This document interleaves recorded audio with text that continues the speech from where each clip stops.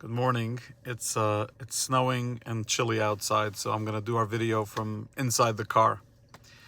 It's Parshas Mishpatim. It's a Torah portion that deals with the four types of guardians: someone that guards your item for free, someone that guards your item for pay, a shomer sachar, a soicher, a renter, and a shoyel, a borrower. Today I want to address the borrower, and what I share with you today is from a beautiful note that was found in the Rebbe's desk in his Rishimos, from a preparation that he did of notes for a bar mitzvah in 1942. The bar mitzvah boy's name was Shmuel, or one of his names was Shmuel, and the word Shmuel comes from Hashem She'iltiv. I borrowed you from God, so to say, which is what Chana said regarding her son Shmuel Hanavi. And so the Rebbe addressed a shoyel, even though it was a Parshas Bereishis bar mitzvah, he addressed the concept of a borrower.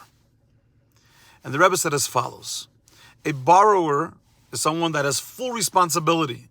Anything that happens to the item they borrow, whether it's an inanimate object or an animal, anything that happens to the item, except for Mesa Machmas Malacha, which is that it died or it broke during the basic use of the item. If you took an animal and worked in the field, not overworked, but worked, or you used a vessel, a pot in the kitchen the way it's normally used, if it broke or died in its normal use, then you're free of responsibility. But any other issue that happens to it is your responsibility. Even if it was against your will, even if someone came at gunpoint, anything, it's your responsibility.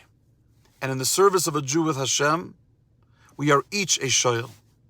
Every one of us is a borrower. Every morning we are loaned a soul. We wake up in the morning and Hashem gives us our neshama. It's on loan from God. And the responsibility of a borrower is to return the item in perfect shape. And with our soul, just like it came into the world one way, it's supposed to leave the world one way. So in the morning it comes in. At a minimum, we're not supposed to do anything to ruin it. Maybe we can perfect it, maybe we can elevate it, maybe we can refine it, but we definitely can't mess it up. But how could you ask of a Jew not to mess it up? How can you tell a Jew that he's responsible even for einzin, even for things that are out of his control? Says the Rebbe, there's another halacha regarding a borrower, and that's in the pasuk. Shoyel imoy. If the borrower is with you, if the lender is with you, then it's not the same responsibility because the owner of the object is with you.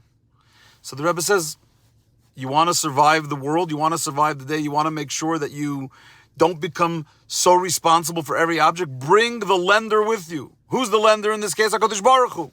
And that's why Samuch L'mitasei Tfilasei, right when you wake up, before you learn, and before you start your daf yomi, and before you eat, and before you do anything, what are you supposed to do? Daven.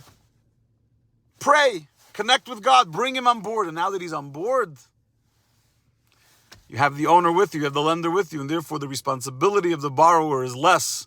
And God will be more understanding because you brought him on board from the beginning, and he will support you in the journey instead of letting you do it on your own because you never invited him in. So every morning when you wake up, welcome God into your life. Literally, it will make your life a lot easier and allow you to be more productive with a lot less stress from your incredible responsibilities. Dig in.